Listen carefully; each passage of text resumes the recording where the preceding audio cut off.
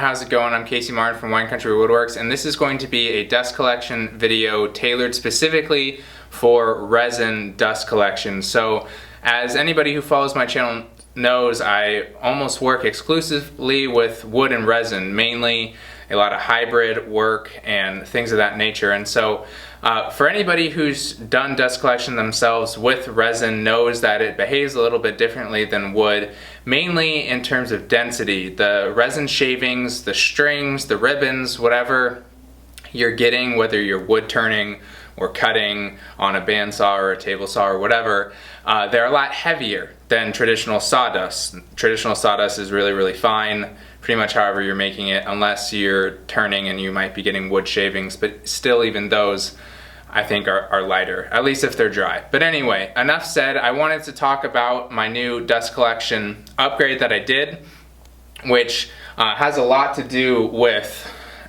resin, for example, and the density part. So as some of you guys may be able to tell just by looking at it, what I got was a Super Dust Deputy XL, which is basically the 6-inch size from Oneida.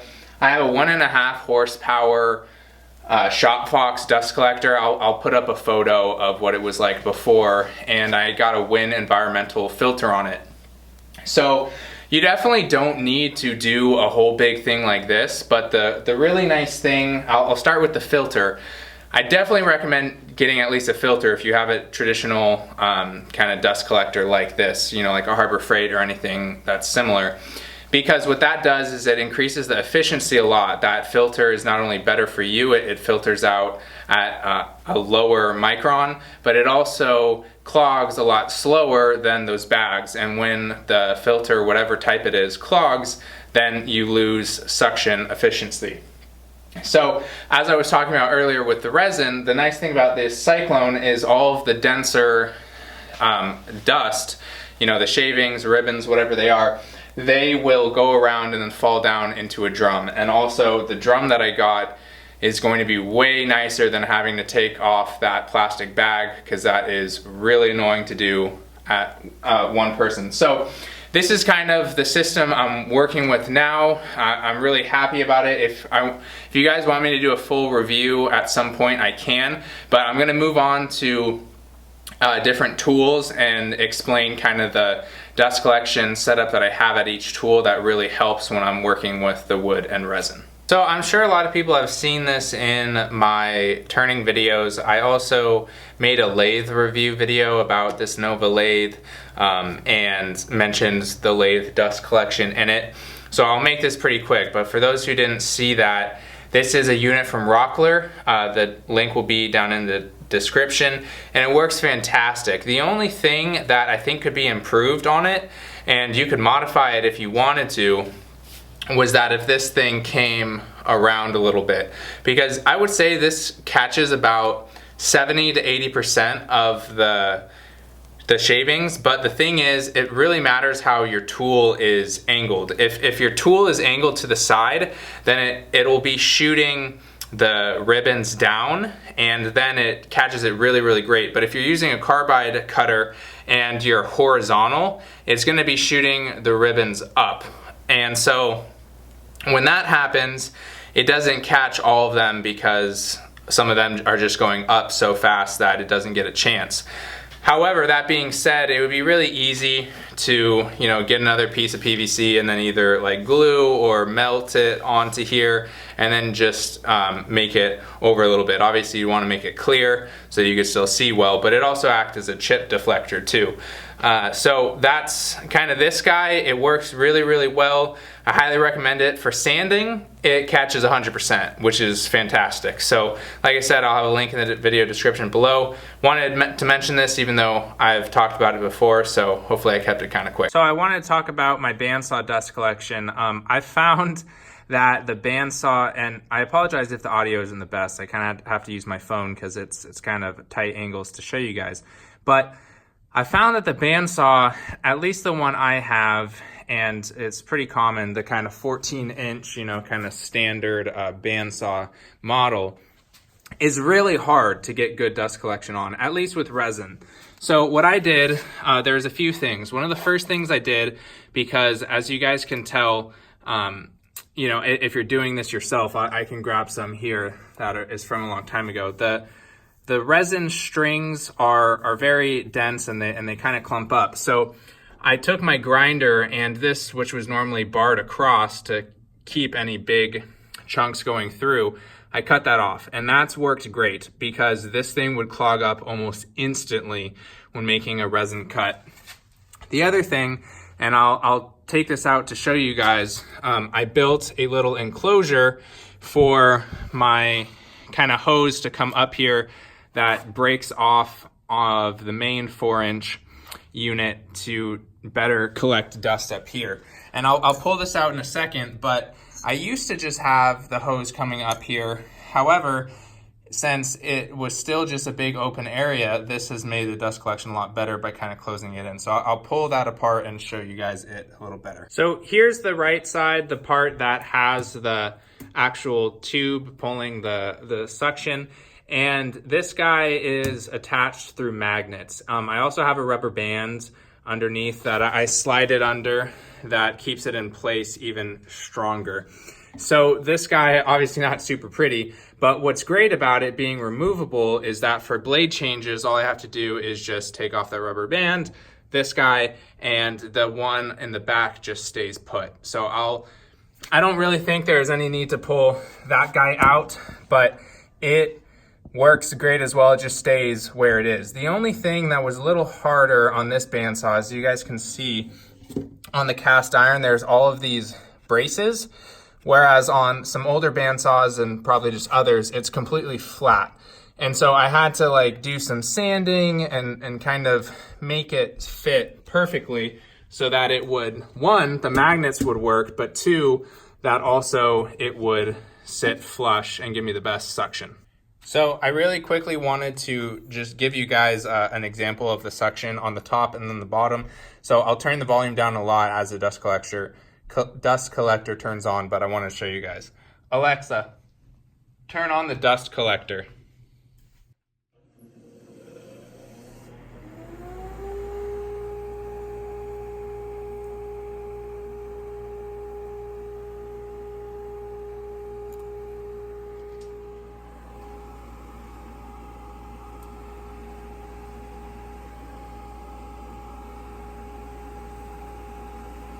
So the next one I wanted to talk about was my table saw dust collection. This has been a very recent upgrade for me, as recent as setting up the dust deputy, because I basically have learned pretty recently over the last month or so how much harmful dust can get into the air from using one of the Dylos air quality monitors that counts the particulates in the air. I'll leave a link in the description to the one I have, but where I always kept my respirator on during cuts and usually after for a significant time too, but now I can know exactly when I can take it off. And the nice thing about having this overarm dust collection is it always stays now in healthy ranges when it's on, because all of the dust that would go into the air would be the one coming off the back of the blade that wasn't caught underneath the cabinet. So I have a 4-inch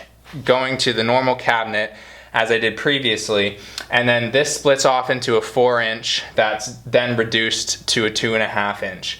Now this guy, the only downside, as many people watching this may be doing the same thing as me of cutting pen blanks frequently.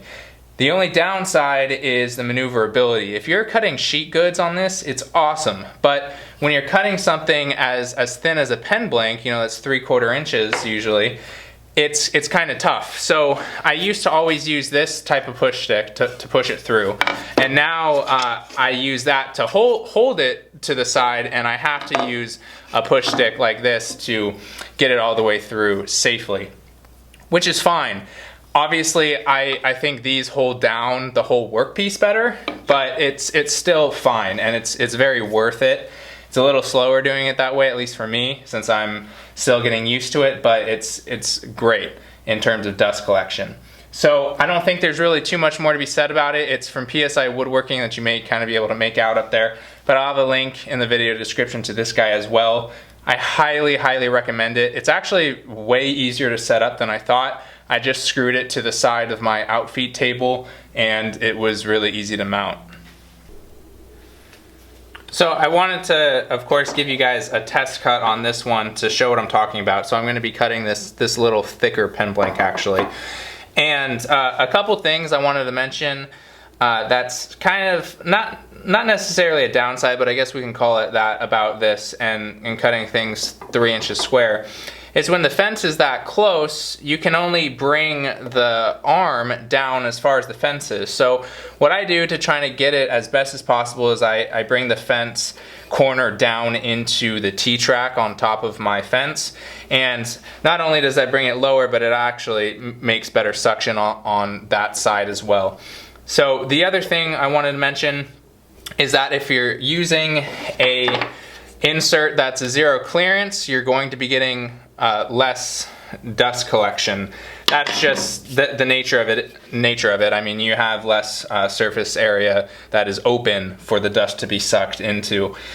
Now, if you're cutting something thicker where the blade is completely just covered by the material, I don't really know how much different dust collection you get versus a 0 clearance versus not, but at least if you're just shaving off just a little bit and it's not complete, the blade doesn't have material on both sides of it, I hope that makes sense, then 0 clearance isn't going to be as good. So anyway, enough talking, I'll give you guys a test cut.